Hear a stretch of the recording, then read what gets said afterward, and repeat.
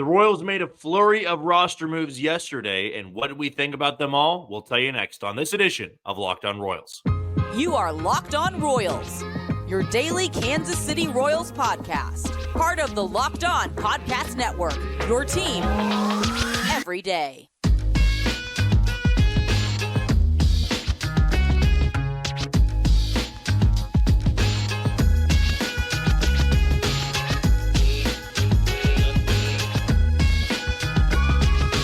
Thank you for tuning in for another edition of Locked On Royals on the Locked On Podcast Network. As always, I'm your host, Jack Johnson, and you can follow me on Twitter or X at JohnnyJ_15. That's at JOHNYJ_15. You also can catch us on wherever you get your podcast. That can be Spotify, Apple Podcast, Amazon Music, Google Podcast. We're on Odyssey, and we're on YouTube. Just be sure to hit that follow button and subscribe. If you're a first-time listener, welcome in. We love new listeners here on the Locked On Royals channel. And if you want to know a little bit more about me and my credentials, well, I'm based here in Kansas City. I work for Sports 810, have a show once a week over there, and stay very busy in the producing world with all things sports. So if you ever want to catch me over there talking NFL, talking college hoops, March Madness, of course, begins today, college football, NBA, and baseball as well. You can check me out over there. But when you click on this podcast link, and you click on this YouTube link, you know that you are getting 30 straight minutes of Royals baseball. Again, questions and comments are always allowed on YouTube, or you can reach me on that Twitter handle at JohnnyJ_15 to let me know what you are thinking about today's episode or about the Royals in general. And as we are just 1 week away from opening day, we finally have some roster clarity. I think more so than we've seen in the last, give or take, 3 to 4 weeks. I think the Royals have made some very noticeable moves in how they're going to shape roster, how they hope the roster progresses, which guys they are buying into, which guys they want to wait and see on. I think at this point, the only roster battle I'm wondering about is Nelson Velasquez or Nick Pratto. At that point, it just feels like we're waiting and seeing with an injury with Michael Massey. We're not really waiting and seeing anymore about the rotation. We'll tell you more about that coming up in the second segment. I think the bullpen has complete clarity at this point. I think we know exactly who is making that part of the team. I think we know who the bench bats are. It feels like it's really coming into form, and that's always what you expect at the tail end of spring training. But I was glad this year the Royals went into surprise not having a ton of battles, not having a ton of roster battles, not a lot of positional battles, not a lot of rotational battles. They had, I think in total, looking at about 4 to 5 just off the top of my head. I mean, you had Serpa and if you want to say any of the left-handers, right? Jake Brentz, Josh Taylor, Sam Long, Anthony Veneziano, Dan Lynch. You could have looked at the 5th spot in the rotation as another battle. You could have looked at the 4th outfield spot as another battle. And I think you could have looked at the DH spot as another battle, or the second base spot with Massey and Nick Lofton. But I just never got this vibe that J.J. Piccolo in that front office wanted to put Michael Massey on the bench if he was healthy. I think they want him to be the everyday second baseman and then have Adam Frazier and Garrett Hampson backing him up. But to begin today's show, going to go over a little bit of the roster moves they made last night, which was Matt Quatrero announcing that Angel Serpa will pitch out of the bullpen. He'll be a multiple inning guy, so you likely pencil him in as the long relief guy, or at least one of the long relief guys, maybe the stretch guy where you need to bridge the gap from the 5th to the 7th inning, so you need 2 innings out of a guy. And they sent Daniel Lynch and Anthony Veneziano down. Let's start it off with Serpa here. And I think Angel Serpa is a guy that the Royals have always valued because he threw strikes. And when you throw strikes for the Royals, you're going to stand out. It doesn't really matter at that point about, the swing and miss. I think the hard hit rate. Last year, they were so desperate to find a guy who could throw strikes. They were giving just about everybody a chance. Now, back to my point, it's not to say you can just throw strikes and be a terrible pitcher. There were plenty of those last year for the Royals. But Serpa, I think, has a really good mental capacity on how to pitch, on his confidence with pitching. I think he's really all there when he's on the mound. And that isn't every pitcher in the big leagues. That might be a misconception, but not everybody has that mental confidence of it's my plate. I'm going to work over the plate. I'm going to throw it inside. I know exactly where this ball is going. I can locate well. I can pitch well, and I can do well for my team. Serpa has that. And they were saying that when he first got called up as a 22-year-old. When he had to start in Toronto in that COVID series where all the unvaccinated Royals couldn't travel, and Serpa had to make that spot start, and he threw 5 innings of one-run ball. They gave him that spot because they felt like he could handle it, and he did. And I thought multiple times last year, he handled a lot of those tough spots, those tough outings really well. The ERA wasn't unbelievable. The strikeout numbers weren't unbelievable, but I thought the velocity was good. It was firm. He had control of it. And you want that out of a multiple inning guy. You don't always need the triple-digit thrower. You don't always need the 15 Ks per 9 type of guy. For a long relief role, I need a guy that can give me 3 or 4 innings and keep the game intact. If you give up 2 or 3 runs, that's all right. If you aren't getting shelled and walking tons of guys, and then you're burning another arm out of the bullpen. That's what I think the Royals love so much about Serpa. And I called my shot a little bit 3 weeks ago of just, I don't really see how Serpa's going to lose out to one of these other lefties. Josh Taylor had pitched well, but he doesn't throw as many strikes as Serpa. Jake Brentz couldn't throw strikes, so he was never in the conversation, and now he's got a hamstring injury. I thought Sam Long was very impressive, but also he was a non-roster invite, so he was going to be more so of depth than anything. Serpa has, I think, really good upside for the bullpen. He's still incredibly young. I think his fastball is only getting better, and I think he's got a nice role for the Royals. I think they're really going to like him in that spot coming out of the bullpen. As for Daniel Lynch, this just didn't surprise me that much. There was a lot of people in my comments that thought Daniel Lynch was going to win the 5th spot. And maybe that's because you always have been a Daniel Lynch supporter. You've been high on Daniel Lynch. And I don't actively root against Daniel Lynch. I just think that there's better options at this point. There are guys that have better stuff, better velocity, better swing and miss. And that is important for the 5th spot. I just said that about Serpa, about you don't need the high velocity, you don't need to swing and miss. That's for a long relief role. If you're a starter in the rotation, I got to believe you have something that makes you intriguing. For instance, we're going to talk about this in the second segment with Alec Marsh. Alec Marsh has stuff that can open your eyes a little bit, can raise your eyebrows a little bit. Daniel Lynch really doesn't. And maybe he can change that in Omaha, but he had his opportunity in spring. That's what I go back to. This was not a political move. This wasn't a cheap shot at Daniel Lynch. There was open competition for the 5th spot. And more open competition than I thought. I thought Jordan Lyles was going to have this spot, assuming he was healthy. And he has been a little bit banged up. He's only had 2 starts. 3 if you want to count a simulated game on a backfield where he did aggravate that back. But there was open competition. When Lyles couldn't throw, Alec Marsh was the one that was intriguing everybody on the staff. It wasn't Daniel Lynch. I still think Daniel Lynch gets called up to Kansas City at some point. I just don't know if he's ever going to be that guy in the rotation people expect him to be. Or those out there that think this is a guy that is going to find that minor league version of himself in a good way. Higher velocity. The slider had really good bite to it. The changeup could be well located. No, that Daniel Lynch would have a chance. But I don't know when that Daniel Lynch is going to return. I don't know if that Daniel Lynch is going to return. This is a business about winning. It's not about just giving guys spots or giving guys opportunities because you think, you believe in them. It's about what have you actually done? What have you shown me? And in spring training, Serpa showed what he was capable of. Now, the ERA wasn't great. Again, I keep going back to ERA. That's one of the last things I look at in spring training. But I thought overall he did exactly what the Royals wanted him to do. Threw a lot of strikes, had a couple of good outings, multiple innings. There you go. There's the long relief guy. Alec Marsh has, I think, 17 or 18 strikeouts in 14 innings. Like, barely any walks. That's the guy you want in the 5th spot. For Daniel Lynch, He had one good outing that comes to mind over 4 innings, but still, the rest of them just didn't pop off the page to me. They weren't ones that really raised my eyebrows. And Alec Marsh did.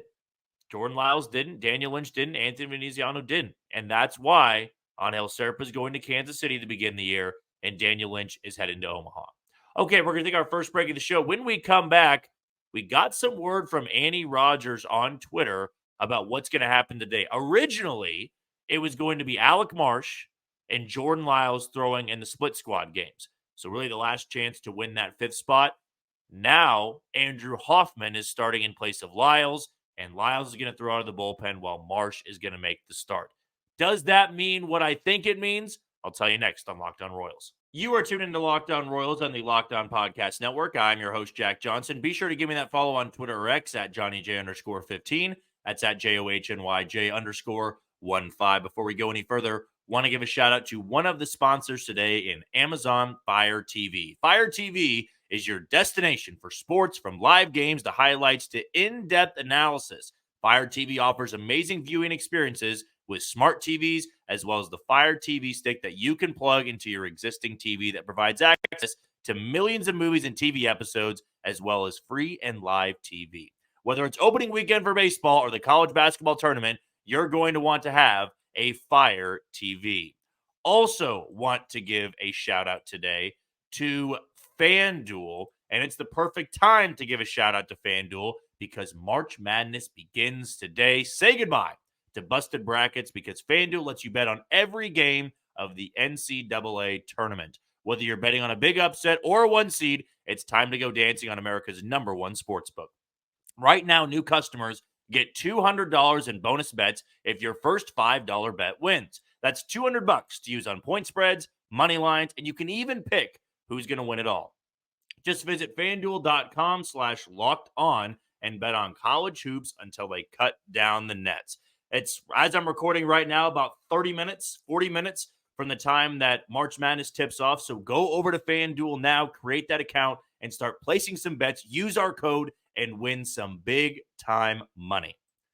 Well, earlier this morning, I should say, it's never timely because I don't do these live. I am hoping a couple of times this season for big moments to do live streams. That way, everything is in a timely manner. Like I'm talking about things that are happening at 10:35. And by the time this goes out, it's going to be, 11:30 or noon. So things have already passed that point. But earlier this morning, Annie Rogers, great beat reporter of the Royals over at MLB.com, reported that Jordan Lyles is not going to be starting the game he was supposed to. If you missed it, it was going to be Alec Marsh starting in Goodyear against Cleveland and Jordan Lyles starting in surprise against the White Sox. They are now going to make Jordan Lyles throw out of the bullpen in that game. And Andrew Hoffman, one of the Royals prospects, will make that start against Chicago. Alec Marsh, on the other hand, is still going to make that start against the Guardians. I firmly believe that is the telltale sign that Alec Marsh has won the 5th spot. If it doesn't, I have no idea why you would do this. To me, this is the kind of get Jordan Lyles used to coming into games, get some work in, because Alec Marsh has won this 5th spot in the rotation. And I was wrong at the beginning of spring training. I didn't think there was going to be that much serious competition for the 5th spot. I thought Jordan Lyles was going to come back, be the team's 5th starter to begin the year. If it didn't work out, then they could pivot to Alec Marsh. Then they could pivot to Daniel Lynch or Veneziano or Bolin, one of those guys. They had that flexibility. But then Jordan Lyles had this back aggravation, I guess we can call it, a lower back soreness, I think it was. Something tugged on him when he was fielding a ground ball in the backfields during a simulated game. And that set him back. And I do think at that point, it completely opened up the door. It didn't leave it cracked. It opened up the door because the Royals understood that for Jordan Lyles to be at his best version, whatever that may be, he needed to have a fully healthy spring training and needed to have his arm built up, needed to have some good outings to get a little bit of the confidence there maybe, or just to feel like you've polished everything off, to feel like you've gotten yourself to where it needs to be. And then he missed a lot of starts. And then he comes back, and the first outing he has, he faces Chicago. and the Cubs go back to back to back in that first game back. And he doesn't work that deep into the game. And Alec Marsh threw 4 pretty good innings. And I don't think it was a coincidence that he piggybacked off Jordan Lyles there. I don't think it was a coincidence that Lyles and Marsh were supposed to go head-to-head today, basically. But the decision seemingly has been made. Jordan Lyles is going to start this year in the bullpen, and Alec Marsh is going to have won this 5th spot. I'd imagine later today. I'm really hoping before, or at least, after I get this out. I lost my train of thought there. After this podcast comes out, I hope that's when they would announce it, so this doesn't just become a dumb segment that is old news at that point. But this did feel like it was trending in that direction and really had some steam behind it over the last week or so. Alec Marsh looked really good. Jordan Lyles hasn't been fully built up, and he hasn't been that good moving forward. So you put Jordan Lyles in a very low leverage role. And the more I thought about it, this seems like a role that would be very good for Jordan Lyles. Not the 5th spot, right? Not the one that's going to pitch every 5th day.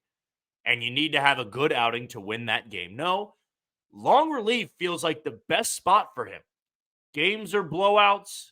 Games are out of control. You just need to eat innings. That's fine. That's a good role for Jordan Lyles. And clearly, and good for the Royals, they're not looking at this as, well, we're paying a long reliever that much money. We're paying him a substantial amount of money to just eat innings. Well, we're here to win games. Or I should say the Royals are here to win games. Not me. I'm not a part of the team. But Jordan Lyles can sit into a role that he was in last year, but you can't place all this blame on him. He would be entering when the game's out of control, out of reach at that point. Whether the Royals are down 10-1 or they're up 10-1, he goes out there and just eats the innings, saves the bullpen. How is that not a perfect spot for him? At least for the early portions of the year. Right, guys may not have their best stuff on any given day, and you need to turn to a starter who can just throw strikes and get you out of situations. And when I say situations, I mean destroying your bullpen, putting your bullpen on fumes as early as April. This feels like a good spot for him. I had a couple of people comment and say, oh, I just want them to DFA him. I don't. I think this is a good spot for him. He may not have the prettiest of numbers, but you need somebody to wear those innings. If it gets out of control from Brady Singer, who we'll talk about in our 3rd segment, say Brady Singer gives up 6 runs in 2 innings. Okay, this is game 1 of a series. Game 1 of a series, and Brady Singer gives up 6 in 2 innings. Do I want to turn to Angel Serpa and burn him? No. I don't want to turn to Matt Sauer and burn him, a rookie. I don't want to ruin a rookie's confidence. I don't want to turn to Schreiber. I don't want to turn to Stratton or MacArthur. No, I want to turn to a guy when the game's already out of control and say, just get us to the 9th. Not that you're punting on the idea of winning that game, but this is a role that is defined for Jordan Lyles, the Chad innings eater. Go in there when the game's out of control. Don't put the game out of control. Right? Does everybody understand? Like, from last year, he was seen as this innings eater by the front office, but he also was going out there to pitch when the game was 0-0. They could have won that game. They didn't win many of them, but there was an opportunity to win. I always thought when the game was out of control and Jordan Lyles really settled back down, he got you through 6 innings, 7 innings. Now imagine if you could do that when the game already is out of control and he really can save your bullpen. But at least you have a better starter out there to win you a game. Alec Marsh gives the Royals a better chance to win every 5th day than Jordan Lyles does. And if Reagans or Lugo or Watt or Singer or Marsh doesn't have his best stuff on any given day, you can turn to Lyles to be that innings eater. Just go wear it. And he's going to have that ability to throw 90 to 100 pitches if need be. And if he can just go out there and wear it, save the bullpen, he's doing his job. It's the perfect role for Jordan Lyles. Absolutely perfect. I don't think they need to DFA him. Not unless he just can't do that job at all. Like, he just can't even get out of the first inning. He's given up like 7 runs or 8 runs. Not saying it's impossible, but I'd imagine with his veteran experience, needing to eat innings, doing it all last year, hey, it's not a pressure of you need to get through 6 innings and not give up a run. Just get the outs. If the game's out of control, we just need you to save the bullpen at that point. And that, I think, is a good role for Jordan Lyles, and I think a better role for Alec Marsh is in the rotation as the 5th man at this point. Okay, we're going to take our final break of the show. When we come back, Brady Singer didn't look his best last night, and that was his last opportunity to shine in spring training. Should we be alarmed? I'll tell you yes or no next on Locked On Royals. You are tuned into Locked On Royals on the Locked On Podcast Network. I'm your host, Jack Johnson. Be sure to give me that follow on Twitter or X at JohnnyJ_15. That's at JOHNYJ_15. Before we go any further, I want to give a shout out to the final sponsor today in PrizePicks. Football season may be over, but the action on the floor is heating up. Whether it's tournament season or the fight for playoff home court, there's no shortage of high-stakes basketball moments this time of the year. Get in on the excitement with PrizePicks, America's #1 fantasy sports app, where you can turn your hoops knowledge into some serious cash. You can win up to 100 times your money on PrizePicks with as little as 4 correct picks. You can turn $10 into 1,000 with NBA, NHL, and college basketball entries today on PrizePicks, America's #1 fantasy sports app. So here's what you need to do. Go and download the app today and use code LOCKEDONMLB for a first deposit match of up to $100. Again, that code is LOCKEDONMLB, LOCKEDONMLB, for a first deposit match of up to $100.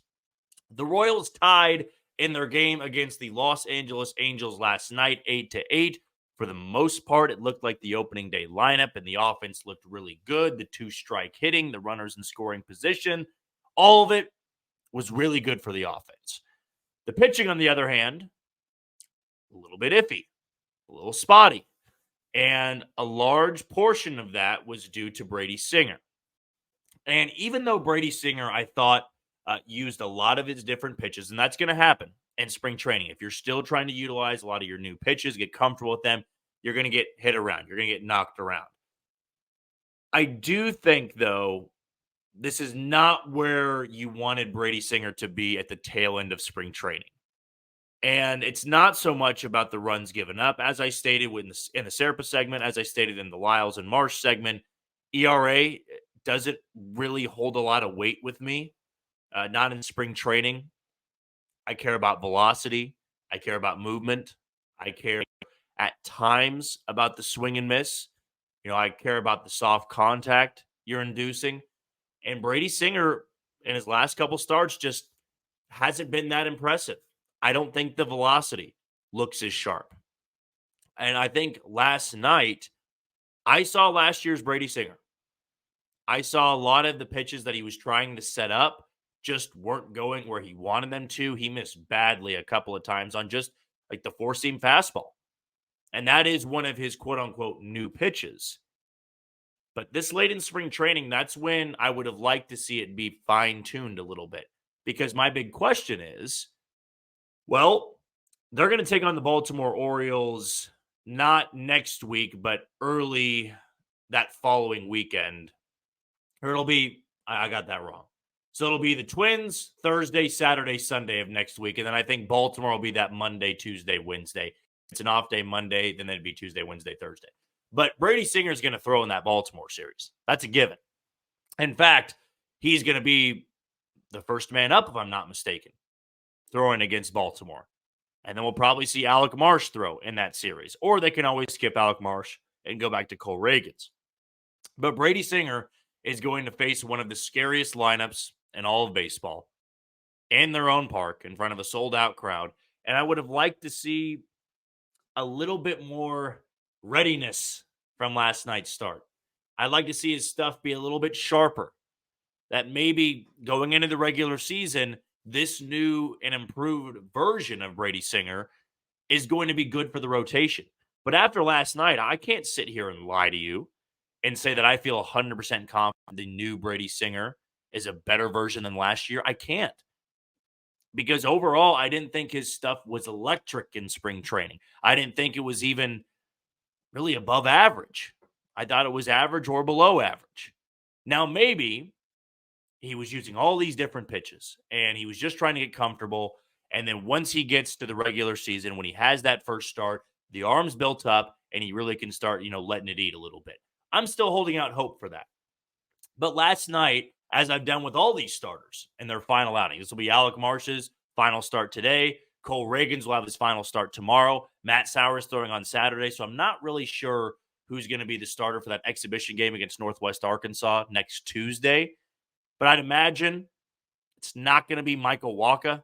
I don't think the Royals want to throw Michael Wacha even for an inning down there. I'd imagine it'll be somebody like a Serpa. I think Serpa will probably start that game, or Matt Sauer maybe again. No, he just started on Saturday. I don't really know who it's going to be. But to me, I think everybody's pretty much given their last chance to show who they are going into the regular season. Because as obscure and as random and as meaningless as spring training numbers are, it's one of those things where going into the regular season, you want to be feeling good at the very tail end. Like at the beginning, in the middle of spring training, you can have that slow start. You can get roughed up a little bit. But going into your last outing, you want to look a little bit sharp. You want to look sharper, I guess I should say. Like Seth Lugo didn't have great numbers in his start on, what was that, Tuesday night? It wasn't overpowering. It wasn't great, but his stuff looked really good. He had terrible defense behind him, and he felt good about it. He said afterwards, I felt good about my stuff. Arm feels good. That's all I care about. Well, with Brady Singer, he did hop on with the broadcast, and I didn't hear anything that stuck out to me that, he felt really down about himself or he wasn't feeling healthy. But I don't know. I just wanted to feel much better about Brady Singer today than I really do. I wanted to feel like 1 through 5, all these guys looked really good in spring. And that's, that's a long shot. I don't think any team in baseball leaves spring training going, all 5 guys look really good. You hope that 3 of them look really good. That's like the average, good team scenario. 3 of your 5 look really good, and we'll see what happens. And good thing for the Royals, the guys that don't look as sharp, actually, I take that back. Alec Marsh looked fantastic. I was more so going at Jordan Lyles there. But Alec Marsh looked great. Lugo, I think, has looked pretty good. Walker's looked really good. Cole Reagan's looked really good. Singer's kind of that one guy that just doesn't look a ton different. Gave up a lot of hard contact. Wasn't throwing that hard. Wasn't getting that many swings and misses. And again, I got to stay strong in my stance of spring training and what it actually means. That it is one of those obscure exhibition months where guys work on things. You go throw a bullpen and your pitching coach, whether it be Brian Sweeney or Zach Bove, says, Brady, we want you to focus on this today. Throw this a lot. And you might get roughed up, but we got to work on him so that you're ready to use it in the regular season. Maybe that's what it was. Maybe that's what last night's outing was for. But again, I'd be lying if I said I'm really, really high on Brady Singer right now. Hoping for a different look the next time he takes the mound, which will be the real deal, and counting for something against the Baltimore Orioles in the second game of the series. But we got quite some time before that happens. All right, that's going to do it for another edition of Locked On Royals on the Locked On Podcast Network. I've been your host, Jack Johnson. Be sure to follow me on Twitter at JohnnyJ_15. Before we say goodbye, one last shout out to Locked On Sports Today. It's here for you 24/7, covering the top sports stories of the day with the local experts of Locked On, plus our national shows covering every league. Find Locked On Sports Today now, available on the free Fire TV Channels app. Tomorrow, we're going to have another edition of a Mailbag Friday, our final one before the regular season. I'll be tweeting that out later on today, so get your questions ready and send them over to me. But until then, you take it easy, Kansas City.